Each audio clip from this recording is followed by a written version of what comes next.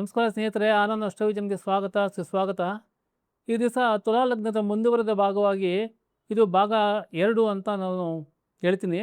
ಇದು ಹೇಗಂದರೆ, ಈ ತುಲಾ ಲಗ್ನಕ್ಕೆ ಅಧಿಪತಿಗಳು ಯಾರಾಗ್ತಾರೆ ನಮ್ಮ 12 ಲಗ್ನಗಳಲ್ಲಿ 12 ರಾಶಿಗಳಲ್ಲಿ, ಅದನ್ನು ಒಂದೊಂದಾಗಿ ನಾವು ಬ್ರೀಫಾಗಿ ನಾನು ತಿಳಿಸ್ಕೊಳ್ತಾ ಹೋಗ್ತೀನಿ. ತುಂಬ ಸಿಂಪಲ್ಲಾಗಿ ತಿಳಿಸ್ತಾ ಹೋಗ್ತೀನಿ.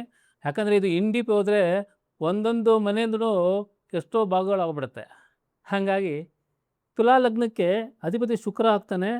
2ನೇ ಅಧಿಪತಿ 7ನೇ ಅಧಿಪತಿ ಕುಜ ಆಗ್ತಾರೆ. ಅಂದರೆ ಇದು 2ನೇ ಮನೆ, ಇದು 7ನೇ ಮನೆ. 2ನೇ ಮನೆ ಏನು ಸೂಚನೆ ಕೊಡುತ್ತೆ ಅಂತ ಹೇಳಿದ್ರೆ, ಆಹಾರ ಸೂಚನೆ ಕೊಡುತ್ತೆ, ಮಾತು ಸೂಚನೆ ಕೊಡುತ್ತೆ, ಕುಟುಂಬನ ಸೂಚನೆ ಕೊಡುತ್ತೆ, ಮತ್ತು ನೀವು ಆಭರಣಗಳು ಏನು ಮನೆಯಲ್ಲಿ ಸಂಗ್ರಹ ಮಾಡಿದ್ರ ಅದು ಸೂಚನೆ ಕೊಡುತ್ತೆ, ಹಣಕಾಸು ಏನು ನೀವು ಮನೆಯಲ್ಲಿ ಇಟ್ಟಿರ್ತೀರ ಅದು ಸೂಚನೆ ಕೊಡುತ್ತೆ. 7ನೇ ಮನೆ ನಾರ್ಮಲ್ ಆಗಿ ನಮ್ಮ ಸಂಗಾತಿನ ಸೂಚನೆ ಮಾಡುತ್ತೆ, ನಮ್ಮ ಪಾರ್ಟ್ನರ್ ಸೂಚನೆ ಮಾಡುತ್ತೆ, ನಮ್ಮ ಶತ್ರುಗಳನ್ನು ಸೂಚನೆ ಮಾಡುತ್ತೆ. ಹಾಗಾಗಿ ಈ 2 ಅಧಿಪತಿಗಳು ಕುಜನಿಗೆ ಬರುತ್ತದೆ. ಅಂದರೆ ಕುಜ ಶುಕ್ರ ಸೇರಿದ್ರೆ ನಾರ್ಮಲ್ ಆಗಿ ಅವ್ರ ದಾಂಪತ್ಯ ಸುಖ ತುಂಬ ಚೆನ್ನಾಗಿರುತ್ತೆ. ಒಬ್ರಿಗೊಬ್ರು ಬಿಟ್ಟಿರೋದಿಲ್ಲ, ಒಳ್ಳೆ ಅಟ್ರಾಕ್ಷನ್ಸ್ ಇರುತ್ತೆ. 2ನೇ ಮನೆಯಲ್ಲಿ ಕುಜ ಪ್ರಭಾವ ಬಿದ್ದರೆ ಸ್ವಲ್ಪ ಮನೆಯಲ್ಲಿ ಏನಾಗುತ್ತೆ ಅಂತ ಹೇಳಿದ್ರೆ, ಇವ್ರದ್ದೇ ಮಾತು ಸ್ವಲ್ಪ ಜೋರಾಗಿರುತ್ತೆ. ಇವ್ರು ಹೇಳ್ದಂಗೆ ಅವ್ರು ಕೇಳಬೇಕಾಗುತ್ತೆ. ಕುಟುಂಬದಲ್ಲಿ ಇವರೇ ಒಂದು ನಾಯಕತ್ವದ ಒಂದು ಸೀಕ್ವೆನ್ಸ್ ಬರುತ್ತೆ. ಕುಜ ಬಲವಾಗಿದ್ದರೆ ಇವ್ರಿಗೆ ಒಳ್ಳೆ ಹೆಂಡತಿ ಸಿಗ್ತಾರೆ, ಒಳ್ಳೆ ಪಾರ್ಟ್ನರ್ ಸಿಗ್ತಾರೆ, ಕುಟುಂಬದಲ್ಲಿ ಇವ್ರದ್ದೇ ಮಾತು ನಡೆಯುತ್ತೆ, ಮತ್ತು ಒಳ್ಳೆ ಚಿನ್ನ, ಒಳ್ಳೆ ಹಣಕಾಸು ಎಲ್ಲ ಶೇಖರಣೆ ಆಗುತ್ತೆ. ಕುಜ ಬಲವಾಗಿರಬೇಕಂದ್ರೆ ಹೇಗೆಂದರೆ, ಕುಜ ಸ್ವಕ್ಷೇತ್ರದಲ್ಲಿರಬೇಕು, ಕುಜ ಉಚ್ಚ ಸ್ಥಾನದಲ್ಲಿರಬೇಕು, ಕುಜ ಮಿತ್ರ ಕ್ಷೇತ್ರಗಳಾದ ನಕ್ಷತ್ರದಲ್ಲಿರಬೇಕು. ಹಾಗಾಗಿ ಕುಜ ಆ ಥರ ಇದೆ ಆಗುತ್ತೆ. ಕುಜ ಏನಾದ್ರೂ ಬಲಹೀನನಾಗಿದ್ದರೆ, ಅಂದರೆ ಶತ್ರು ಕ್ಷೇತ್ರದಲ್ಲಿದ್ದರೆ, ನೀಚ ಸ್ಥಾನದಲ್ಲಿದ್ದರೆ, ಶತ್ರು ಕ್ಷೇತ್ರದ ನಕ್ಷತ್ರಗಳಲ್ಲಿದ್ದರೆ, ಆ ರಾಶಿ ಸಂಧಿನಲ್ಲಿ ಕುಜನ ಪವರ್ ಇರೋದಿಲ್ಲ. ರಾಶಿ ಸಂಧಿ ಅಂದರೆ ಒಂದು ರಾಶಿಗೆ 30 ಡಿಗ್ರಿ, ಇನ್ನೊಂದು ರಾಶಿ 30 ಡಿಗ್ರಿ, ಇವರು 29 30 ಅಲ್ಲಿ ಏನಾದರೂ ಇದೆ, ಬಲ ಇರೋದೇ ಇಲ್ಲ. ಆ ಥರ ಬಲಹೀನನಾಗಿದ್ದರೆ ಪಾರ್ಟ್ನರ್ಸಿಂದ ತುಂಬ ತೊಂದರೆ ಇರುತ್ತೆ. ಸಂಗಾತಿಗಳು ಇಬ್ಬರಿಗೂ ಸ್ವಲ್ಪ ವಾಗ್ವಾದಗಳು, ಮನೆಯಲ್ಲಿ ಸ್ವಲ್ಪ ಅಹಿತಕರ ವಾತಾವರಣ, ಅಂದರೆ ಜಗಳಗಳು ಅದು ಇದು ಆಗ್ತಾ ಇರುತ್ತೆ. ಕುಟುಂಬದಲ್ಲೂ ಅಷ್ಟೇ ಜಗಳಗಳಾಗ್ತಾ ಇರುತ್ತೆ. ಮತ್ತು ಹಣ ಅದು ಇದು ಶೇಖರಣೆ ಆಗೋದಿಲ್ಲ. ಪಾರ್ಟ್ನರ್ಸಲ್ಲಿ ಬಿಸ್ನೆಸ್ಸಲ್ಲಿ ಲಾಸ್ ಆದರೆ ದುಡ್ಡು ಕಳ್ಕೋತಾರೆ. ಮತ್ತು ಮುಂದೆ 3ನೇ ಮನೆ 6ನೇ ಮನೆ ಯಾರಿಗೆ ಬರುತ್ತೆ? ಗುರುಗೆ ಬರುತ್ತೆ. ಇದು 3ನೇ ಮನೆ ಆಗುತ್ತೆ, ಇದು 6ನೇ ಮನೆ. 3ನೇ ಮನೆ ಏನು ಸೂಚನೆ ಮಾಡುತ್ತೆ ನಮಗೆ? 3ನೇ ಮನೆ ನಮ್ಮ ಧೈರ್ಯ, ನಾವು ಹೇಳಿದ್ದೀರಾ ಧೈರ್ಯವಾಗಿರ್ತೀರಾ ಅದು ಸೂಚನೆ ಮಾಡುತ್ತೆ. ನಮ್ಮ ಬ್ರದರ್ಸು, ಯಂಗರ್ ಬ್ರದರ್ಸು ಸಿಸ್ಟರ್ನ ಸೂಚನೆ ಮಾಡುತ್ತೆ. ಮತ್ತು ಕಮ್ಯುನಿಕೇಷನ್ನು, ನೀವು ಮಾತೇನೋ 2ನೇ ಮನೆ ಪ್ರಕಾರ ನಾನು ಸೂಚನೆ ಕೊಟ್ಟೆ, ಮಾತು ಸೂಚನೆ ಮಾಡುತ್ತೆ ಅಂತ ಹೇಳಿದ್ರೆ, ನೀವು ಮಾತಾಡಿದ್ರೆ ಬೇರೆಯವ್ರಿಗೆ ಕಮ್ಯುನಿಕೇಷನ್ ಯಾವ ಥರ ಹೋಗುತ್ತೆ, ನೀವು ಯಾವ ಥರ ಬೇರೆಯವ್ರ ಹತ್ರ ಮಾತಾಡ್ತೀರಾ, ನಿಮ್ಮ ಭಾವನೆಗಳನ್ನ ಬೇರೆಯವ್ರ ಹತ್ರ ಯಾವ ಥರ ಹಂಚ್ಕೊಳ್ತೀರಾ ಅದು ಸೂಚನೆ ಮಾಡುತ್ತೆ. ಮತ್ತು ಕಮ್ಯುನಿಕೇಷನ್ ಸೂಚನೆ ಮಾಡುತ್ತೆ. ಕರೆಸ್ಪಾಂಡೆನ್ಸು, ಈಗ ಪೋಸ್ಟೇಜು, ಈಗ ಒಬ್ಬರಿಗೆ ಇನ್ನೊಬ್ಬರಿಗೆ ನಾವು ಏನಾದರೂ ಹೇಳ್ಬೇಕಾದ್ರೆ ಕಮ್ಯುನಿಕೇಷನ್ ಹೇಳ್ತೀವಿ. ಈಗ ಹೊಸ ಈ ಕಾಲದಲ್ಲಿ ಈಗ ಆಂಡ್ರಾಯ್ಡ್ ಫೋನ್ಗಳು ಬಂದಿದೆ, ಮತ್ತು ಹಳೆ ಕಾಲದಲ್ಲಿ ಪೋಸ್ಟೇಜ್ ಇತ್ತು, ಲೆಟ್ರ್ಗಳು ಬರಿತಾ ಇದ್ವಿ, ಕರೆಸ್ಪಾಂಡೆನ್ಸ್ ಮಾಡ್ತಾ ಇದ್ವಿ. ಏನಿಲ್ಲ ಮೆಸೇಜ್ಗಳು ಮಾಡ್ತೀವಿ, ವಿತಿನ್ ನೋ ಟೈಮು ಇದರಲ್ಲಿ ವಿಡಿಯೋ ಕಾಲ್ ಮಾಡ್ತೀವಿ, ಅದನ್ನೆಲ್ಲ ಸೂಚನೆ ಮಾಡುತ್ತೆ. ಮತ್ತು 6ನೇ ಮನೆ ಏನು ಸೂಚನೆ ಮಾಡುತ್ತೆ? ನಮ್ಮ ಶತ್ರುಗಳನ್ನ ಸೂಚನೆ ಮಾಡುತ್ತೆ. ನಮ್ಮ ಏನೇನು ಕಾಯಿಲೆ ಬರುತ್ತೆ, ನಮ್ಮ ಏನು ರೋಗಗಳು ಬರುತ್ತೆ ಅದನ್ನು ಸೂಚನೆ ಮಾಡುತ್ತೆ. ಮತ್ತು ಸಾಲ ಸೋಲನ್ನು ಸೂಚನೆ ಮಾಡುತ್ತೆ. ಮೈನ್ ಇಂಪಾರ್ಟೆಂಟ್ ನಾನು ಹೇಳ್ತಾ ಇರೋದು ವೀಕ್ಷಕರೇ, ಇದ್ರೂ ತುಂಬ ಅಗಾಧವಾಗಿರುತ್ತದೆ. ಒಂದೊಂದು ಮಾಡಬೇಕಾದ್ರೂ ನಂಬರ್ ಆಫ್ ಭಾಗಗಳೇ ಆಗೋಗ್ಬಿಡುತ್ತೆ. ಅಂದರೆ ಗುರು ಅತ್ಯಂತ ಶುಭಗ್ರಹ. ಅವ್ರಿಗೆ ಆಧಿಪತ್ಯ ಕೆಟ್ಟಿದ್ದೇ ಬಂದ್ರೂ ನಾವೇನು ಹೆದರ್ಬೇಕಾಗಿಲ್ಲ, ಗುರು ನಮ್ಮ ಕೈ ಹಿಡ್ತಾನೆ. ಯಾಕಂದರೆ ಡಿಲೇ ಮಾಡ್ಬೋದೇ ಹೊರತು ಡಿನೇ ಮಾಡೋದಿಲ್ಲ. ಹಾಗಾಗಿ ನಾವು ಸ್ವಲ್ಪ ಕಷ್ಟಪಡಬೇಕಷ್ಟೇ. ಅಂತ ಪೇಷನ್ಸಾಗಿ ಕಷ್ಟಪಟ್ಟರೆ ಗುರು ಅದೇನೇನು ಕೊಡಬೇಕು ಕೊಡ್ತಾನೆ. ಅದು ಬಂದರೆ ಏನಂದರೆ, ಗುರು ಸ್ವಲ್ಪ ಬಲವಾಗಿದ್ದರೆ ನೀವು ಸಾಲ ಸೋಲ ಮಾಡಿದ್ರೂ ನೀವು ತೀರಿಸ್ಕೊಳ್ತೀರ. ಮನೆಯಲ್ಲಿ ಹರಾಜು ಬರೋ ಸಂದರ್ಭಗಳು, ವಾಹನಗಳು ಹರಾಜು ಸಂದರ್ಭಗಳು ಬರೋದಿಲ್ಲ. ಆಮೇಲೆ ಶತ್ರುಗಳನ್ನೂ ಜಯಿಸ್ತೀರ ನೀವು. ಮತ್ತು ರೋಗಗಳು ಅಷ್ಟೇ, ಯಾವಾಗಲೂ ಬಂದ್ರೂ ಯು ಕ್ಯಾನ್ ವಿಸ್ಟ್ಯಾಂಡ್. ಆಮೇಲೆ ಕಮ್ಯುನಿಕೇಷನು ಚೆನ್ನಾಗಿರುತ್ತೆ. ಯಂಗರ್ ಬ್ರದರ್ಸು ಸಿಸ್ಟರ್ಸ್ ಹತ್ರ ಒಳ್ಳೆ ಕಾರ್ಡಿ ರಿಲೇಷನ್ಸ್ ಇರುತ್ತೆ. ಸೊ ಗುರು ಬಲಹೀನನಾಗಿದ್ರೆ ನಾನು ಇವಾಗ ಏನು ಹೇಳಿದೆ ಅದೆಲ್ಲನೂ ನೆಗೆಟಿವ್ ಆಗಿರುತ್ತೆ, ಬರೋದಿಲ್ಲ ಅದು. ಹಾಗಾಗಿ ಏನೇ ಆದ್ರೂ ಗುರು ನಮ್ಮ ಕೈ ಹಿಡಿತಾರೆ, ಏನು ಹೆದರ್ಕೊಳ್ಬೇಕಾಗಿಲ್ಲ. ನಾವು ಕರೆಕ್ಟಾಗಿ ಪೇಷನ್ಸ್ ಆಗಿ ಸಿಚುಯೇಷನ್ನ ಹ್ಯಾಂಡಲ್ ಮಾಡಬೇಕಷ್ಟೇ ಆ ಟೈಮಲ್ಲೇ. ಅದು ಎಸ್ಪೆಷಲಿ ಅವ್ರವ್ರ ದಶಾಭುಕ್ತಿ ಬಂದಾಗ, ಇದು ಆಕ್ಟಿವ್ ಆದಾಗ ನಾವು ತುಂಬ ಕೇರ್ಫುಲ್ ಆಗಿದ್ದರೆ ನಾವು ಏನೇ ಪ್ರಾಬ್ಲಮ್ ಅಂದ್ರೂ ವಿ ಕ್ಯಾನ್ ಕಮ್ ಔಟು. ಮುಂದೆ ತುಂಬ ಇಂಪಾರ್ಟೆಂಟು ಸ್ನೇಹಿತರೆ, ತುಲಾ ಲಗ್ನದವರ 4ನೇ ಮನೆ ಆಸ್ತಿಪಾಸ್ತಿ ಸೂಚನೆ ಮಾಡೋದು, ಭಾವನೆಗಳ ಸೂಚನೆ ಮಾಡೋದು 5ನೇ ಮನೆ ಶನಿ ಮಹಾತ್ಮನಿಗೆ ಬರುತ್ತೆ. ಹಂಗಾಗಿ ಸಿನಿಮಾತ್ಮ ಒಳ್ಳೆ ಪ್ಲೇಸಲ್ಲಿದ್ದರೆ, ಬಲಯುತವಾಗಿದ್ದರೆ, ಅಟ್ಲೀಸ್ಟು ಸ್ವಲ್ಪ ಲೇಟ್ ಆದ್ರೂ ಒಳ್ಳೆ ಮನೆಗಳು ಕೊಡ್ತಾರೆ, ಆಸ್ತಿ-ಪಾಸ್ತಿಗಳು ಮಾಡೋದಕ್ಕೆ ಅವಕಾಶ ಮಾಡಿಕೊಡ್ತಾರೆ. ಮತ್ತು ನಮ್ಮ ಸಂತಾನಕ್ಕೆ 5ನೇ ಮನೆ ಲೇಟ್ ಆದ್ರೂ ಸಂತಾನ ಕೊಡ್ತಾರೆ. ಜೊತೆ ಗುರುನೂ ಚೆನ್ನಾಗಿರಬೇಕು ಸಂತಾನಕ್ಕೆ. ಮತ್ತು ನಮ್ಮ ಭಾವನೆಗಳು, ಪ್ರೀತಿ ಪ್ರೇಮಕ್ಕದು ಸ್ವಲ್ಪ ಲೇಟ್ ಆಗ್ಬೋದು ಎಲ್ಲನೂ. Late but not deny, it takes time. ಹಾಗಾಗಿ ಸಿನಿಮಾತ್ಮ ಏನಾದ್ರೂ ಸ್ವಕ್ಷೇತ್ರದಲ್ಲಿ ಮಕರದಲ್ಲಿ 4ನೇ ಮನೆಯಲ್ಲಿ 5ನೇ ಮನೆಯಲ್ಲಿ ಇದ್ದರೆ, ಇಲ್ಲ ಹುಚ್ಚನಾಗಿ ತುಲಾ ಲಗ್ನದಲ್ಲಿ ಇದ್ದರೆ ಅವನು ಯೋಗಕಾರಕ. ಯಾಕಂದರೆ ಕೇಂದ್ರಾಧಿಪತಿ ಕೋನಾಧಿಪತಿ ಆಗ್ತಾನೆ. ಅಂದರೆ 4ನೇ ಮನೆ ಅಧಿಪತಿ ಆಗೋದಂದರೆ ತುಲಾ ಲಗ್ನಕ್ಕೆ ಶನಿನೇ ಯೋಗಕಾರಕ. ಶನಿನೇ ಟೈಮ್ ಇದ್ದರೆ ಅವರಿಗೆ ಕೈ ಹಿಡಿದಿದ್ದು. ಎರಡನೇದು ಶುಕ್ರನು ಶನಿ ಮಿತ್ರರಾಗ್ತಾರೆ. ಒಂದೇನಂದರೆ ನಾವು ಕೋನಾಧಿಪತಿ ಅಂತ ಏನು ಹೇಳಿದೆ, ತ್ರಿಕೋನಗಳು. ಇದು ಲಗ್ನ, ಇದು 5ನೇ ಮನೆ, ಇದು 9ನೇ ಮನೆ. ಯಾವತ್ತು ಯಾವುದೇ ಲಗ್ನಕ್ಕೆ 1ನೇ ಮನೆ ಅಧಿಪತಿ, 5ನೇ ಮನೆ ಅಧಿಪತಿ, 9ನೇ ಮನೆ ಅಧಿಪತಿ ಅವರು ಮಿತ್ರರಾಗೇ ಇರ್ತಾರೆ. ಯಾವುದೇ ಲಗ್ನ ತಗೊಳ್ಳಿ, ಅವರು ಮಿತ್ರರಾಗಿ ಇರ್ತಾರೆ. ಅವ್ರಿಗೆ ಏನೇ ಕಷ್ಟ ಕಾಲ ಬಂದ್ರೂ ಆ ಲಗ್ನಾಧಿಪತಿಗೆ ಆ 2 ಗ್ರಹಗಳೇ ಕೈ ಹಿಡಿದು ಏನೋ ಒಂದು ಸಾಲ್ವೇಷನ್ ಮಾಡೋದಕ್ಕೆ ಆಗುತ್ತೆ. ಅದಕ್ಕೆ ಸರಿಯಾಗಿ ನೀವು ತಿಳ್ಕೊಂಡು ಆಯಾ ಗ್ರಹಕ್ಕೆ ಸಂಬಂಧಪಟ್ಟಂಗೆ ನಡ್ಕೊಂಡ್ರೆ ಕಂಫರ್ಟಬಲ್ ಆಗಿ we can come out any problem. ಕಾರಣ ಏನಂದರೆ, ಇದು ನಾನು ಎಕ್ಸಾಂಪಲ್ ಹೇಳ್ತೀನಿ. ಮೇಷ ಲಗ್ನಕ್ಕೆ ಪೂರ್ವ ಆದರೆ ಇದು 5ನೇ ಮನೆ, ಇದೂ ಪೂರ್ವ ಆಗುತ್ತೆ. ಇದು 9ನೇ ಮನೆ, ಇದೇನು ಪೂರ್ವ ಆಗುತ್ತೆ. ಯಾಕಂದರೆ 12 ಲಗ್ನಗಳಿಗೂ 12 ರಾಶಿಗಳಿಗೂ ಈ 4 ದಿಕ್ಕುಗಳನ್ನ ಹಂಚಿದ್ದಾರೆ. ಅಂದರೆ ಒಂದೊಂದು ರಾಶಿ ಒಂದು ಲಗ್ನಕ್ಕೆ 2 ದಿಕ್ಕು ಬರುತ್ತೆ. ಹೇಗೆಂದರೆ 1, 5, 9 ಅಂದರೆ ಈ 3 ಮನೆಗಳನ್ನು ಒಂದೇ ದಿಕ್ಕಾಗುತ್ತೆ. ದಟ್ ಮೀನ್ಸ್ ಲಗ್ನದಲ್ಲೇ 5ನೇ ಮನೆ ಅಧಿಪತಿ ಇದ್ದಂಗೆ ಆಗುತ್ತೆ, 9ನೇ ಅಧಿಪತಿ ಇದ್ದಂಗೆ ಆಗುತ್ತೆ. ಹಾಗಾಗಿ ಇವರು ಮಿತ್ರರಾಗೇ ಇರ್ತಾರೆ. ಹಾಗಾಗಿ ತ್ರಿಕೋನಗಳು ಅಂತ ಹೇಳ್ತೀವಿ. ಈ ಯೋಗಕಾರಕನಾಗಿ ಶನಿಮಾತ್ಮ ತುಲಾ ಲಗ್ನಕ್ಕೆ 5ನೇ ಮನೆ 4ನೇ ಮನೆ ಅಧಿಪತಿ ಆಗಿರೋದ್ರಿಂದ ಯೋಗಕಾರಕ ಅಂತ ಹೇಳ್ತೀವಿ. ಶನಿಮಾತ್ಮ ಏನಾದ್ರೂ ಸ್ವಲ್ಪ ಅಡ್ವರ್ಸ್ ಆಗಿದ್ದರೆ, ಬಲಹೀನವಾಗಿದ್ದರೆ ಸ್ವಲ್ಪ ಡಿಲೇ ಮಾಡ್ತಾರೆ. ಬಟ್ ಡಿಲೇ ಮಾಡೋದಿಲ್ಲ. ಸ್ವಲ್ಪ ಕಷ್ಟಗಳು ಇರುತ್ತೆ. ಇವರು ಆಸ್ತಿ ಹೊಂದಬೇಕಾದ್ರೆ, ಸಂತಾನ ಆಗಬೇಕಾದ್ರೆ ಎಲ್ಲನೂ. ಹಾಗಾಗಿ ಶನಿಮಾತ್ಮ ನಿಮ್ಗೆ ಗೊತ್ತಿರೋ ಪ್ರಕಾರ ಈ takes lot of time. But ಈ ಕೆನಾಟ್ ಡಿನೇ. ಕೊಟ್ಟರೆ ತುಂಬ ಚೆನ್ನಾಗೇ ಕೊಡ್ತಾರೆ. ತುಂಬ ಕಷ್ಟಪಟ್ಟು ಚೆನ್ನಾಗೇ ಕೊಡ್ತಾರೆ. ಹಾಗಾಗಿ ಮತ್ತು ಮುಂದೆ 1ನೇ ಮನೆ 8ನೇ ಮನೆ ಅಧಿಪತಿ ಇವರು ಶುಕ್ರನೇ ಆಗ್ತಾರೆ. ಯಾಕಂದರೆ 1ನೇ ಮನೆ ಏನು ಸೂಚನೆ ಮಾಡ್ತೀವಿ ಅಂದರೆ, ನಿಮ್ಮ ವ್ಯಕ್ತಿತ್ವ ಸೂಚನೆ ಮಾಡ್ತೀವಿ, ನಮ್ಮ ದೇಹ ಸೂಚನೆ ಮಾಡುತ್ತೆ. ನೀವು ಹೆಂಗೆ ಕಾಣ್ತೀರಾ, ಸುಂದರವಾಗಿರ್ತಾರೋ, ಕುರೂಪವಾಗಿರ್ತಾರೋ ಅದು ಸೂಚನೆ ಮಾಡುತ್ತೆ. ನಿಮ್ಮ ಆತ್ಮವಿಶ್ವಾಸ ಸೂಚನೆ ಮಾಡುತ್ತೆ. ನೀವು ಯಾವುದೇ ಪ್ರಾಬ್ಲಮ್ ಬಂದರೂ ಹೆಂಗೆ ಫೇಸ್ ಮಾಡ್ತೀರಾ ಅನ್ನೋದು ಸೂಚನೆ ಮಾಡುತ್ತೆ. ಜೀವನದಲ್ಲಿ ಏನೇ ಪ್ರಾಬ್ಲಮ್ ಬಂದ್ರೂ, ಏನೇ ಸುಖ ದುಃಖ ಬಂದ್ರೂ ಯಾವ ಥರ ನೀವು ತೊಗೊಳ್ತೀರಾ ಅನ್ನೋದು ಸೂಚನೆ ಮಾಡುತ್ತೆ. 8 ಏನಂದರೆ ಅನ್ಎಕ್ಸ್ಪೆಕ್ಟೆಡ್ ಥಿಂಗ್ಸು, ಅನ್ಎಕ್ಸ್ಪೆಕ್ಟೆಡ್ ಅಡೆತಡೆಗಳು, ಅನ್ಎಕ್ಸ್ಪೆಕ್ಟೆಡ್ ಗುಡ್ ಆಗು ಬರುತ್ತೆ. ಈಗ ನಿಮಗೆ ಗೊತ್ತಿಲ್ಲ, ಯಾವುದೇ ಒಂದು ಪಿತ್ರಾಜ ಆನ್ಸಿಸ್ಟರ್ಸ್ ಆಸ್ತಿ ಬರೋದು ಅದು ಸೂಚನೆ ಆಗುತ್ತೆ. ಅನ್ಎಕ್ಸ್ಪೆಕ್ಟೆಡು ನಿಮ್ಗೆ ಗೊತ್ತೇ ಇರೋದಿಲ್ಲ ಅದು ಬರೋದು. ಪ್ರಾಬ್ಲಮ್ಗಳು ಅಷ್ಟೇ ಅನ್ಎಕ್ಸ್ಪೆಕ್ಟೆಡ್ ಆಗಿ ಬರ್ತಾ ಇರುತ್ತೆ. ಹಾಗಾಗಿ ಇದು ಸೂಚನೆ ಮಾಡುತ್ತೆ 8ನೇ ಮನೆ. ಯಾಕಂದರೆ ನಾವು ಜಾಬ್ ಬಿಟ್ಟ ಮೇಲೆ ನಮಗೆ PF, ಟರ್ಮಿನಲ್ ಬೆನಿಫಿಟ್ಸು, ಪೆನ್ಷನ್ನು ಅದೆಲ್ಲ ಏನೇನು ಬರಬೇಕು ಅದನ್ನು ಸೂಚನೆ ಮಾಡುತ್ತೆ 8ನೇ ಮನೆ. ಹಾಗಾಗಿ 8ನೇ ಮನೆ ವೆರಿ ಇಂಪಾರ್ಟೆಂಟು ರಿಟೈರ್ಡ್ ಪರ್ಸನ್ಸ್ಗೆ. 8ನೇ ಮನೆ ಅಧಿಪತಿ ಚೆನ್ನಾಗಿದ್ದರೆ ಇದೆಲ್ಲ ಕಂಫರ್ಟಬಲಾಗಿ ಬಂದ್ಬಿಡುತ್ತೆ. ಇಲ್ಲದೇ ಇದ್ದರೆ AG's ಆಫೀಸಲ್ಲಿ ಇಲ್ಲ ಗೌರ್ಮೆಂಟಲ್ಲಿ ಇಲ್ಲ ಏನಾದರೂ ಕೊಕ್ಕೆ ಹಾಕಿ ನಿಮ್ಮ ಪೆನ್ಷನ್ನು ಅದೆಲ್ಲ ಬರದೇ ಇರೋ ಥರ ತುಂಬ ನೀವು ಕೋರ್ಟು ಕಚೇರಿ ತಿರುಗಾಡೋ ಥರ ಆಗೋಗ್ಬಿಡುತ್ತೆ. ಹಾಗಾಗಿ 8ನೇ ಮನೆ ಆಕ್ಸಿಡೆಂಟ್ಗಳನ್ನು ಸೂಚನೆ ಮಾಡುತ್ತೆ. ಹಾಗಾಗಿ ಅನ್ಎಕ್ಸ್ಪೆಕ್ಟೆಡ್ ಥಿಂಗ್ಸ್ ಇದೆಲ್ಲ ಸೇರಿಕೊಳ್ಳುತ್ತೆ.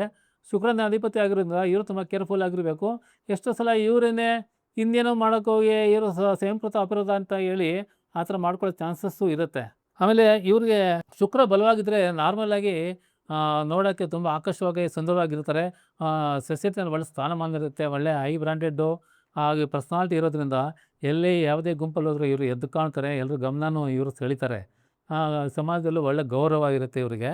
ಶುಕ್ರ ಬಲವಾಗಿರಬೇಕು, ಶುಕ್ರ ಚೆನ್ನಾಗಿದ್ದರೆ ವೆರಿ ಕಂಫರ್ಟಬಲ್ ಲೈಫ್ನ ಇದು ಮಾಡ್ಬೋದು. ಹಾಗಾಗಿ ಸ್ನೇಹಿತರೆ, ಮುಂದಿನ ಭಾಗ ಯಾರು ಬರ್ತಾರೆ ಅಂದರೆ 9ನೇ ಅಧಿಪತಿ 12ನೇ ಮನೆ ಅಧಿಪತಿ ಬುಧ ಬರ್ತಾರೆ. ಬುಧ ಧರ್ಮಭಾವ ಅಂದರೆ ಅದು 9ನೇ ಮನೆ ಏನು ಸೂಚನೆ ಮಾಡುತ್ತೆ ಅಂದರೆ ನಮ್ಮ ತಂದೆನ ಸೂಚನೆ ಮಾಡುತ್ತೆ. ನಾವು ಧರ್ಮ ಫಾಲೋ ಮಾಡ್ತೀವ ಇಲ್ವಾ, ನಾವು ಆಸ್ತಿಕರ ನಾಸ್ತಿಕರ ಅದು ಸೂಚನೆ ಮಾಡುತ್ತೆ. ಗುರುಗಳು ಸೂಚನೆ ಮಾಡುತ್ತೆ. ಆಮೇಲೆ ಉನ್ನತ ವಿದ್ಯಾಭ್ಯಾಸ ಸೂಚನೆ ಮಾಡುತ್ತೆ. ಆಮೇಲೆ ವಿದೇಶ ಪ್ರವಾಸ, ವಿದೇಶ ಹೋಗೋದೇ ಒಂದು ಯೋಗನ ಸೂಚನೆ ಮಾಡುತ್ತೆ 9ನೇ ಮನೆ. 12ನೇ ಮನೆ ಏನು ಸೂಚನೆ ಮಾಡುತ್ತೆ ಅಂತ ಹೇಳಿದ್ರೆ, ನಾರ್ಮಲಾಗಿ ನಾವು ಏನು ಇನ್ಕಮ್ಮು ನಾವು ಏನು ಗಳಿಸಿರ್ತೀವಿ ಅದನ್ನ ವ್ಯಯ ಸೂಚನೆ ಮಾಡುತ್ತೆ, ಆಸ್ಪತ್ರೆ ಸೂಚನೆ ಮಾಡುತ್ತೆ, ಆಮೇಲೆ ನಮ್ಮ ಗ್ರಾಚಾರ ಕಟ್ಟಿದರೆ ಸೆರೆಮನೆನೂ ಸೂಚನೆ ಮಾಡುತ್ತೆ. ಯಾಕಂದರೆ ಲೈಫ್‌ನ ನಾವು ಸ್ಟ್ಯಾಗ್ನೇಟ್ ಮಾಡಿಬಿಡುತ್ತೆ. ಈಗ ಸೆರೆಮನೆ ಅಂದರೆ ನೀವು 1 ವರ್ಷ ಜೈಲ್ಗೆ ಹೋಗ್ಬೇಕಂದ್ರೆ 1 ವರ್ಷ ನೀವು ಹೊರಗಡೆ ಎಲ್ಲಿ ತಿರುಗಾಡೋಂಗಿಲ್ಲ. ಆಸ್ಪತ್ರೆ ವಾಸ ಅಂತ ಹೇಳಿದ್ರೆ ಡಾಕ್ಟ್ರ್ ಹೇಳೋವರೆಗೂ ನೀವು ಹೊರಗಡೆ ತಿರುಗಾಡೋಂಗಿಲ್ಲ. ಸೊ ನಿಮ್ಮ ಲೈಫು ಸ್ಟ್ಯಾಗ್ನೇಟ್ ಆಗ್ಬಿಡುತ್ತೆ. ಮತ್ತು ಎಷ್ಟೋ ಸಲ ನೀವು ಪ್ರಾಪರ್ಟಿನ ಮಾರಿದಾಗ ಅದರಿಂದ ಲಾಭನೂ ಬರುತ್ತೆ, ಅದನ್ನು ಇನ್ವೆಸ್ಟ್ ಮಾಡ್ತೀರಾ. ಅದು ನಿಮ್ಮ ಕೈಯಿಂದ ದುಡ್ಡು ಹೋಗುತ್ತಲ್ಲ, ಇನ್ವೆಸ್ಟ್ ಮಾಡ್ತೀರಾ. ಹಾಗಾಗಿ ಅದನ್ನು ಇನ್ವೆಸ್ಟ್‌ಮೆಂಟನ್ನು ಸೂಚನೆ ಮಾಡುತ್ತೆ. ಅಂದರೆ ದಟ್ ಮೀನ್ಸ್ ನಿಮ್ಮ ಕೈಯಿಂದ ಹೋಗುವಂಥದ್ದನ್ನು ಸೂಚನೆ ಮಾಡುತ್ತೆ. ಹಂಗಾಗಿ 12 ಮನೆ 9ನೇ ಮನೆ ಬುಧ ಸೂಚನೆ ಮಾಡ್ತಾರೆ. ಬುಧ ಬಲವಾಗಿದ್ದರೆ ಇವರು ಈ ಎಲ್ಲ ಪ್ರಾಬ್ಲಮ್‌ಗಳಿಂದ ಸಾಲ್ವ್ ಆಗುತ್ತೆ. ಏನಾದರೂ ಬಂದ್ರೂ ಸಾಲ್ವ್ ಆಗುತ್ತೆ. ಬುಧ ವೀಕ್ನೆಸ್ ಇದ್ದರೆ ಇದೆಲ್ಲ ನಾವು you have to go through it. ಅಂದರೆ ಬುಧ ಬಲವಂತವಾಗಿದ್ದರೆ ನೀವು ಫಾರಿನ್‌ಗೆ ಹೋಗೋ ಚಾನ್ಸಸ್ಸು ಡೆಫಿನೆಟ್ ಆಗಿರುತ್ತೆ. ಅಂದರೆ ಉನ್ನತ ವಿದ್ಯಾಭ್ಯಾಸಗಳು ಅಂದರೆ ಡಬಲ್ ಡಿಗ್ರಿ, PhD ಹಂಗೆಲ್ಲ ಹೋಗ್ತೀವಲ್ಲ, ಅದು ಸೂಚನೆ ಆಗುತ್ತೆ. ಆಮೇಲೆ ಭಾಗ್ಯಸ್ಥಾನ ಅಂತ ಹೇಳ್ತೀವಿ 9ನೇ ಮನೆ. ಭಾಗ್ಯೋದಯ ಏನಾದರೂ ಒಂದು ಈಗ ನಾರ್ಮಲ್ ಎಷ್ಟೋ ಭಾಗ್ಯಗಳಿರುತ್ತೆ. ಸಂತಾನ ಭಾಗ್ಯ ಅಂತ ಹೇಳ್ತೀವಿ, ಆಮೇಲೆ ಮನೆ ಭಾಗ್ಯ ಅಂತ ಹೇಳ್ತೀವಿ, ವಾಹನ ಭಾಗ್ಯ ಅಂತ ಹೇಳ್ತೀವಿ. ಆಗ ಲೈಫಲ್ಲಿ ಸುಮಾರು ಭಾಗ್ಯಗಳು ಬರುತ್ತೆ. ಅದನ್ನು ಸೂಚನೆ ಮಾಡುತ್ತೆ. ತಂದೆ ಕಂಫರ್ಟಬಲ್ ಆಗಿರ್ತಾರೆ ಬುಧ ಬಲವಾಗಿದ್ದರೆ. ಅವರು ತುಂಬ ಬುದ್ಧಿವಂತಿಕೆಯಿಂದ ಇರ್ತಾರೆ. ಯಾಕಂದರೆ 9ನೇ ಮನೆ ಬುಧ ಅಲ್ವಾ, ಹಂಗಾಗಿ. ಆಮೇಲೆ ಬುಧ 9ನೇ ಮನೆ ಆಗಿರೋದ್ರಿಂದ ಈ ಬರೆಯೋದು ನಾನು ಹೇಳಿದ್ನಲ್ಲ, ಕಮ್ಯುನಿಕೇಷನ್ನು ಬರೆಯೋದು, ಲೆಕ್ಚರರ್ಸು, ಲೆಕ್ಚರಿಂಗು, ಆಮೇಲೆ ರಿಸರ್ಚು, ಇದರಲ್ಲೆಲ್ಲ ಇವ್ರಿಗೆ ಯಶಸ್ಸಿರುತ್ತೆ. ಬುಧ ಬಲಹೀನನಾದರೆ ಇದು ಏನು ಫಲಗಳಿರುತ್ತೋ ಇದಕ್ಕೆಲ್ಲ ನೆಗೆಟಿವು ಅಡ್ವರ್ಸ್ ಎಫೆಕ್ಟ್ ಬಿದ್ದಿರುತ್ತೆ. ಹಾಗಾಗಿ ಬುಧನ ಯಾವ್ಯಾವ ಮನೆ ಸ್ಥಿತನಾಗ್ತಾನೋ ಅದ್ರ ಮೇಲೆ ನಮ್ಮ ಲೈಫು ಜೀವನ ಈ 2 ಅಧಿಪತ್ಯದ 2 ಭಾವಗಳ ಬಗ್ಗೆ ನಡೆಯುತ್ತೆ. ಇದು ಆಯಾ ದಶಾಭುಕ್ತಿನಲ್ಲಿ ಇದು ಆ್ಯಕ್ಟಿವೇಟ್ ಆಗುತ್ತೆ, ಗೋಚಾರದಲ್ಲೂ ಆಕ್ಟಿವೇಟ್ ಆಗುತ್ತೆ. ಆ ಟೈಮಲ್ಲಿ ಇದೆಲ್ಲ ನೋಡ್ಕೊಂಡು ನಾವು ಕಂಫರ್ಟಬಲ್ ಆಗಿ ಮುಂದಾಲೋಚನೆಯಿಂದ ನಮ್ಮ ಟೈಮ್ ಹೆಂಗಿದೆ ಅಂತ ನೋಡಿಕೊಂಡು ಅದಕ್ಕೆ ಕರೆಕ್ಟ್ ಮೆಜರ್ ತೊಗೊಂಡ್ರೆ we can come out from any problem in life. ನಾವು ಯಾವುದಕ್ಕೂ ಹೆದರ್ಕೊಳ್ಳೋ ಅವಶ್ಯಕತೆ ಇಲ್ಲ. ಕರೆಕ್ಟು ನಮ್ಮ ದಾರಿ ಹೆಂಗಿದೆಯೋ ಅಂತ ನೋಡಬೇಕು. ಅದು ನೋಡಬೇಕಾದ್ರೆ ಈ ಅಸ್ಟ್ರಾಲಜಿಯನ್ನು ಸ್ಟಡಿ ಮಾಡ್ಕೊಬೇಕು, ನನ್ನ ಜಾತಕ ನೋಡ್ಕೊಬೇಕು. ಈ ಗೋಚಾರದಲ್ಲಿ ಶನಿಮಹಾತ್ಮ ಬರ್ತಾರೆ, ಆಮೇಲೆ ಮತ್ತು ಗುರು ಬರ್ತಾರೆ. ಶನಿಮಹಾತ್ಮ 2.5 ವರ್ಷ, ಗುರು 1 ವರ್ಷ, ಅದು ಇಂಪಾರ್ಟೆಂಟ್ ಅಂತ ನೋಡ್ತೀವಿ. ಆಮೇಲೆ ರಾಹು 1.5 ವರ್ಷ ಇರ್ತಾರೆ. ಈ 3 ಗ್ರಹಗಳದ್ದು ವೆರಿ ಇಂಪಾರ್ಟೆಂಟ್ ಅಂತ ನೋಡ್ತೀವಿ. ಯಾಕಂದರೆ ವೆರಿ ಲಾಂಗರ್ ಪೀರಿಯಡ್. ಈ ಚಂದ್ರ ಬೇರೆ ಗ್ರಹಗಳದ್ದು ವಿತಿನ್ ಮಂತು 1.5 ಮಂತು ಹಂಗೆಲ್ಲ ಹೋಗ್ಬಿಡುತ್ತೆ, ನಮಗೆ ಗೊತ್ತೇ ಆಗಲ್ಲ. ಅದೇ ಪ್ರಾಬ್ಲಮ್ ಬಂತು ಹೋಯಿತು ಅಲ್ಲೇ. ಹಾಗಾಗಿ ಮತ್ತು ನಮಗೆ ಇಂಪಾರ್ಟೆಂಟಾಗಿ ಈಗ ಮಿಕ್ಕಿರೋದು ಚಂದ್ರ 10ನೇ ಭಾವ ಏನು ಸೂಚನೆ ಮಾಡುತ್ತೆ ಅಂದರೆ, ನಾರ್ಮಲಾಗಿ ನಮ್ಮ ಬಿಸ್ನೆಸ್ಸು, ನಮ್ಮ ಘನತೆ ಗೌರವ, ನಮ್ಮ ಮರ್ಯಾದೆ ಸೊಸೈಟಿನಲ್ಲಿ ಸೂಚನೆ ಮಾಡುತ್ತೆ. ನಾವು ಪ್ರೊಫೆಷನ್ ಮಾಡಿದ್ರೆ ಅದು ಸೂಚನೆ ಮಾಡುತ್ತೆ. ಮತ್ತು ಇವ್ರಿಗೆ ನಾರ್ಮಲಾಗಿ ತುಲಾ ಲಗ್ನದವ್ರಿಗೆ 10ನೇ ಮನೆ ಒಂದು ಇಂಡಿಕೇಶನ್ ಏನು ಸೂಚನೆ ಮಾಡುತ್ತೆ ಅಂದರೆ, ಇವರು teaching, doctor, administrators, diplomat, press, public relation, counselling ಇದರಲ್ಲಿ ತುಂಬ ಸಕ್ಸಸ್ ಆಗ್ತಾರೆ. ನಾನು ಹೇಳ್ದಂಗೆ ತುಲಾ ಲಗ್ನದವರು ಮಾತಿನ ಶೈಲಿ ತುಂಬ ಚೆನ್ನಾಗಿರುತ್ತೆ. ಎಲ್ರಿಗೂ ದ್ವೇಷ ಮಾಡೋದಿಲ್ಲ, ಎಲ್ರಿಗೂ ಪ್ರೀತಿ ಮಾಡ್ತಾರೆ, ಎಲ್ರಿಗೂ ಒಟ್ಟಿಗೆ ಕರ್ಕೊಂಡು ಹೋಗ್ತಾರಲ್ಲ. ಈ ಥರ ಟೀಚಿಂಗಲ್ಲಿ ಇವರು ಎಲ್ಲರೂ ಯಾರೇ ಬಂದ್ರೂ ಎಲ್ಲರ ಹತ್ರನೂ ಮಾತಾಡ್ತಾರೆ. ಎರಡೂ ಕಡೆ ಏನಾದರೂ ವಾಗ್ವಾದ ಆದರೆ ಎರಡೂ ಕಡೆನೂ ಕೇಳ್ತಾರೆ. ಬ್ಯಾಲೆನ್ಸಿಗಾಗಿ ಇವರು ಡಿಸಿಷನ್ ತೊಗೊತಾರೋದ್ರಿಂದ ಒನ್ ಮ್ಯಾನ್ ಶೋ ಇರೋಲ್ಲ, ಡ್ರಾಸ್ಟಿಕ್ ಡಿಸಿಷನ್ ಇರೋದಿಲ್ಲ. ಹಾಗಾಗಿ ಈ ಫೀಲ್ಡಲ್ಲಿ ಇವರು ಸಕ್ಸಸ್ ಆಗ್ತಾರೆ, ಅದನ್ನು ಡೆಫಿನೆಟಾಗಿ ಹೇಳಬೇಕು. ಮತ್ತು ಚಂದ್ರ ಅವ್ರ ಸಂಚಾರ ತುಂಬ ಫಾಸ್ಟು. ಯಾಕಂದರೆ ಚಂದ್ರ ಇನ್ವಾಲ್ವ್ ಹೋಗ್ಬಿಟ್ರೆ ಇವರು ಪ್ರೊಫೆಷನ್ಸು ಚೇಂಜ್ ಮಾಡ್ತಾ ಇರುತ್ತೆ. ಯಾಕಂದರೆ ಚಂದ್ರ ಬಲಹೀನ ಹೋಗ್ಬಿಟ್ರೆ, ಬಲಹೀನ ಅಂದರೆ ಯಾವಾಗ ಹೇಳ್ತೀವಿ, ಮುಂದೆ ಅಮಾವಾಸ್ಯೆ ಇದ್ದಾಗ ಕ್ಷೀಣ ಚಂದ್ರ ಅಂತ ಹೇಳ್ತೀವಿ, ಮುಂದೆ ಪೂರ್ಣಿಮೆ ಇದ್ದಾಗ ವೃದ್ಧಿ ಚಂದ್ರ ಅಂತ ಹೇಳ್ತೀವಿ. ಹಾಗಾಗಿ ಚಂದ್ರ ವೃಷಭದಲ್ಲಿದ್ದರೆ ಉಚ್ಚ ಸ್ಥಾನದಲ್ಲಿದ್ದಾನೆ, ಚಂದ್ರ 10th ಕಟಕದಲ್ಲಿದ್ದರೆ ಸ್ವಕ್ಷೇತ್ರ ಅಂತ ಹೇಳ್ತೀವಿ, ಆಗ ಬಲಹೀನನಾಗಿರ್ತಾನೆ. ಬಲಹೀನನಾಗಿದ್ರೆ ಇವರು ಉದ್ಯೋಗದಲ್ಲಿ, ಪ್ರೊಫೆಷನಲ್ಲಿ ಎನಿ ಟೈಮು ಚೇಂಜಸ್ ಆಗ್ತಿರ್ತೀವಿ, ಸ್ಥಿರತೆ ಇರೋಲ್ಲ, ಯಾವಾಗಲೂ ಇನ್ಕಮ್ ಸ್ಥಿರತೆ ಇರೋದಿಲ್ಲ. ಹಾಗಾಗಿ ಇದು ಆಯಾ ದಶಾಭುಕ್ತಿನಲ್ಲಿ ತುಂಬ ಇಂಪಾರ್ಟೆಂಟಾಗಿ ಕಾಣ್ಬರುತ್ತೆ. ಇದನ್ನು ನಾವು ನೋಡ್ಕೊಂಬಿಟ್ರೆ ಆ ಟೈಮಲ್ಲಿ ಸ್ವಲ್ಪ ಕೇರ್ಫುಲ್ ಆಗಿದ್ದರೆ ವಿ ಕ್ಯಾನ್ ಕಮ್ ಔಟ್. ಆಮೇಲೆ ಗೋಚಾರದಲ್ಲಿ ನಿಮಗೆ ಗೊತ್ತೇ ಆಗಲ್ಲ. ಒಂದು ರಾಶಿನಲ್ಲಿ 2 ಕಾಲು ದಿವಸ ಇರ್ತಾರೆ, ಅದು ಗೊತ್ತೇ ಆಗಲ್ಲ. ಹಂಗಾಗಿ it makes no difference. But ದಶಾಭುಕ್ತಿ ಬಂದಾಗ 10 ವರ್ಷ ಚಂದ್ರದಶೆ ಬಂದಾಗ ನಾವು ಕೇರ್ಫುಲ್ ಆಗಿರಬೇಕು. ಇದು ನಾವು ಕರೆಕ್ಟಾಗಿ ನೀವು ಮೆಜರ್ ತೊಗೊಂಡ್ರೆ ಯು ಕ್ಯಾನ್ ಕಮ್ ಔಟು ಪ್ರಾಬ್ಲಮಿಂದ. ಯಾವುದು ಸಾಲ್ವ್ ಆಗದೇ ಇರೋ ಪ್ರಾಬ್ಲಮ್ ಇಲ್ಲ ವೀಕ್ಷಕರೇ. ಅದು ನಾವು ಧೈರ್ಯ ಇರಬೇಕು, ಪೇಷನ್ಸ್ ಇರಬೇಕು, ಸಹನೆ ಇರಬೇಕು, ಮುಂದೆ ಒಳ್ಳೆ ಡಿಸಿಷನ್ ತೊಗೊಂಡು ಪವರ್ ಇರಬೇಕು, ಮುಂದಾಲೋಚನೆ ಇರಬೇಕು. ಕೊನೆಯದಾಗಿ ನಮಗೆ ಯಾರು ಬರ್ತಾರೆ, 11ನೇ ಮನೆ ರವಿ ಬರ್ತಾರೆ. ರವಿ 11 ಮನೆ ಸೂಚನೆ ಮಾಡ್ತಾರೆ. ಇವರು ಲಾಭಾಧಿಪತಿ. ನೀವು ಏನೇ ಬಿಸ್ನೆಸ್ಸು, ಏನೇ ವರ್ಕು ಮಾಡಿದ್ರು ಈಗ 6ನೇ ಮನೆ ಸೂಚನೆ ಮಾಡುತ್ತೆ ನೀವು ಸೇವೆ ಎಲ್ಲಾದರೂ ಸರ್ವಿಸ್ ಮಾಡ್ತೀರಾ. ಸರ್ವಿಸ್ ಅಂದರೆ 6ನೇ ಮನೆ ಎಸ್ಪೆಷಲಿ ಏನು ಸೂಚನೆ ಮಾಡುತ್ತೆ ಅಂದರೆ ನೀವು ಯೂನಿಫಾರ್ಮ್ ಹಾಕಿ ಸೇವೆ ಮಾಡಬೇಕಂತ ಸೂಚನೆ ಮಾಡುತ್ತೆ. ಹಂಗಾಗಿ ಈ ಡ್ರೈವರ್ಸು, ಕಾರ್ಮಿಕರು ಅವ್ರಿಗೆಲ್ಲನೂ ಸೂಚನೆ ಮಾಡ್ತಾರೆ. ಅವ್ರು ಯೂನಿಫಾರ್ಮಲ್ಲೇ ಇರ್ತಾರೆ. ಅದರಿಂದ ನಿಮಗೆ ಸಂಸಾರ ನಿಮ್ಮ ಇನ್ಕಮ್ಮು ಸೂಚನೆ ಮಾಡುತ್ತೆ. ಈ 10th ಹೌಸಲ್ಲಿ ನಿಮ್ಮ ಓನ್ ಬಿಸ್ನೆಸ್ಸು, ಪ್ರೊಫೆಷನ್ ಸೂಚನೆ ಮಾಡುತ್ತೆ. ಹಂಗಾಗಿ ಇದ್ರ ಎರಡರಿಂದ ನಿಮ್ಮ ಜೀವನದಲ್ಲಿ ಲಾಭ ಬೇಕಂದ್ರೆ ಯಾವ ಸೂಚನೆ ಮಾಡ್ತಾರೆ? ರವಿ ಸೂಚನೆ ಮಾಡ್ತಾರೆ. ಮತ್ತು 11 ಮನೆ ಏನು ಸೂಚನೆ ಮಾಡುತ್ತೆ? ಸ್ನೇಹಿತರನ್ನ ಸೂಚನೆ ಮಾಡುತ್ತೆ 11 ಮನೆ. ಆಮೇಲೆ ನಿಮ್ಮ ಹಿರಿಯ ಸಹೋದರರು, ನಿಮ್ಮ ಎಲ್ಡರ್ ಬ್ರದರ್ಸು, ಸಿಸ್ಟರ್ಸ್‌ನ ಸೂಚನೆ ಮಾಡುತ್ತೆ. ಮತ್ತು ಜೀವನದಲ್ಲಿ ನೀವೇನಾದರೂ ಆಸೆ ನಾನು ಹಂಗಾಗಬೇಕು, ಹಿಂಗಾಗಬೇಕು, ನಾನು ಈ ಥರ ದೊಡ್ಡ ಮನೆ ಇಟ್ಕೊಬೇಕು, ನಾನು ಇದು ಹೈ ಎಂಡ್ ಕಾರ್ ತಗೋಬೇಕು, ಅದನ್ನು ಫಲ ಕೊಡೋದು, ಅದನ್ನು ನೆರವೇರಿಕೆಯಿಂದ 11ನೇ ಮನೆ ಸೂಚನೆ ಮಾಡುತ್ತೆ. 11ನೇ ಮನೆ ತುಂಬ ಸ್ಟ್ರಾಂಗ್ ಆಗಿದ್ದರೆ ನಿಮಗೆ ಇದೆಲ್ಲನೂ ಒಳ್ಳೆ ಪ್ಲಸ್ ಪಾಯಿಂಟ್‌ಗಳಾಗುತ್ತೆ. ಹಾಗಾಗಿ ರವಿ ಏನಾದರೂ ಬಲವಾಗಿದ್ದರೆ ನಿಮಗೆ ಒಳ್ಳೆ ಅಧಿಕಾರಿಗಳು ಇರೋವಂಥವರು ನಿಮಗೆ ಸ್ನೇಹಿತರಾಗ್ತಾರೆ. ಆಮೇಲೆ ಮತ್ತು ಸ್ನೇಹಿತರಿಂದ ನಿಮಗೆ ಒಳ್ಳೆ ಇದು ಸಪೋರ್ಟ್ ಸಿಗುತ್ತೆ. ಆಮೇಲೆ ಸೊಸೈಟಿನಲ್ಲಿ ನಿಮಗೆ ಗೌರವ ಇರುತ್ತೆ, ಗೌರವ ಘನತೆಗಳಿರುತ್ತೆ. ಸೂರ್ಯ ಅದೇ ಸೂಚನೆ ಮಾಡೋದು. ಸ್ವಲ್ಪ ಹೈ ಎಂಡು ಅಡ್ಮಿನಿಸ್ಟ್ರೇಷನ್ನು ಈಗೋ ಸೂಚನೆ ಮಾಡ್ತಾರೆ. ಸ್ವಲ್ಪ ಎಲ್ಲರ ಮುಂದೆ ಅವರು ಹೈಲೈಟಾಗಿ ಕಾಣ್ಕೊಬೇಕು. 4 ಜನ ಒಂದು ಸಭೆ ಇಡಬೇಕಾದ್ರೆ ಇವ್ರು ಹೋಗ್ತಾಯಿದ್ರೆ ಎಲ್ಲ ಇದ್ದು ಇವ್ರು ನೋಡಬೇಕು. ಸೊ ಆ ಥರ ಸೂರ್ಯ ಸೂಚನೆ ಮಾಡ್ತಾರೆ. ಸೂರ್ಯ ಬಲವಾಗಿದ್ದರೆ ಅವರು ಹಾಗೇ ಇರ್ತಾರೆ. ಆಮೇಲೆ ಎಲ್ಲ ಪವರ್ಫುಲ್ ಜನ ಸ್ನೇಹಿತರಾಗಿರ್ತಾರೆ ನಿಮಗೆ. ಬಲಹೀನನಾಗಿದ್ದರೆ ಸ್ನೇಹಿತರಿಂದಲೇ ನಿಮಗೆ ತೊಂದರೆ ಆಗುತ್ತೆ. ಲಾಭದಲ್ಲಿ ಲಾಭನೂ ಬರೋದಿಲ್ಲ, ನಷ್ಟನೇ ಸೂಚನೆ ಆಗುತ್ತೆ. ಮತ್ತು ನಿಮ್ಮ ಎಲ್ಡರ್ ಬ್ರದರ್ಸು, ಎಲ್ಡರ್ ಸಿಸ್ಟರ್ಸ್ ಯಾರಿರ್ತಾರೋ ಅವರಲ್ಲಿ ಭಿನ್ನಾಭಿಪ್ರಾಯಗಳು ಸೂಚನೆ ಮಾಡುತ್ತೆ. ಹಾಗಾಗಿ ಈ ಲಾಭ ಸ್ಥಾನ ಚೆನ್ನಾಗಿದ್ದರೆ ಲೈಫಲ್ಲಿ ನೀವು ಎಂಜಾಯಾಗಿ ಕಂಫರ್ಟಬಲ್ ಇರ್ಬೋದು. ಅದೊಂದು ಹೋದರೆ ಅದೇ ಪ್ರಾಬ್ಲಮ್ಮು. ಯಾಕಂದರೆ ನಾವು ಏನೇ ಮಾಡಿದ್ರು ಲಾಭಕ್ಕೋಸ್ಕರ ಮಾಡೋದಲ್ವಾ, ನಮ್ಮ ಮನಸ್ಸಿನ ಆಸೆ ನೆರವೇರಿಕೆ ಮಾಡೋದಲ್ವಾ. ಹಾಗಾಗಿ ಸೂರ್ಯ ಚೆನ್ನಾಗಿರಬೇಕು. ಸೂರ್ಯ ಚೆನ್ನಾಗಿದ್ದರೆ ನಿಮಗೆ ಘನತೆ ಗೌರವಗಳು ಇರುತ್ತೆ, ಒಳ್ಳೆ ಕಾಂಟ್ಯಾಕ್ಟ್ಸ್ ಇರುತ್ತೆ ನಿಮಗೆ. ಹಾಗಾಗಿ ತುಲಾ ಲಗ್ನದ್ದು ಅಧಿಪತಿಗಳ ವಿಚಾರನ ನಾನು ಸ್ವಲ್ಪ ಸೂಕ್ಷ್ಮವಾಗಿ ಮತ್ತು ಬ್ರೀಫಾಗಿ ಎಲ್ರಿಗೂ ಅರ್ಥ ಆಗೋ ಥರ ನಾನು ಹೇಳಿದ್ದೀನಿ ಅಂತ ಅಂದ್ಕೊಂಡಿದ್ದೀನಿ. ಈ ವಿಡಿಯೋನ ಇಲ್ಲೇ ನಾನು ಎಂಡ್ ಮಾಡ್ತೀನಿ.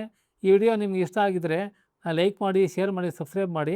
ಮತ್ತು ಮುಂದಿನ ಭಾಗಗಳಲ್ಲಿ ಸುಮಾರು ಭಾಗಗಳು ಬರುತ್ತೆ ತುಲಾ ಲಗ್ನದ್ದು. ಅದೇ ಥರ ನಮ್ಮ ಮೇಷ ಲಗ್ನದನ್ನು ಮಾಡಬೇಕು. ನಮಗೆ ಸ್ವಲ್ಪ ಸಮಯದ ಕೊರತೆ ಇರೋದ್ರಿಂದ ಸ್ವಲ್ಪ ಟೈಮ್ ತೊಗೊತಾ ಇದ್ದೀನಿ, ಬಟ್ ಡೆಫಿನೆಟಾಗಿ ಮಾಡ್ತೀನಿ. ಎಲ್ರಿಗೂ ಸುಲಭವಾಗಿ ಜ್ಯೋತಿಷ್ಯ ಅರ್ಥ ಆಗೋ ಥರ ಮಾಡೋದಕ್ಕೆ ನಾನು ಪ್ರಯತ್ನ ಪಡ್ತೀನಿ. ಎಲ್ರಿಗೂ ಅರ್ಥ ಆಗಬೇಕು. ಅಟ್ಲೀಸ್ಟ್ ಅವ್ರ ಜಾತಕನ ಅವ್ರು ನೋಡಿಕೊಂಡು, ಅವ್ರ ಟೈಮ್ ನೋಡಿಕೊಂಡು, ಅವ್ರ ಲೈಫ್ನ ಕಂಫರ್ಟಬಲ್ ಮಾಡಿಕೊಂಡ್ರೆ ನನಗೆ ಅದೇ ಸಾರ್ಥಕ. ನಮಸ್ಕಾರ ವೀಕ್ಷಕರೇ.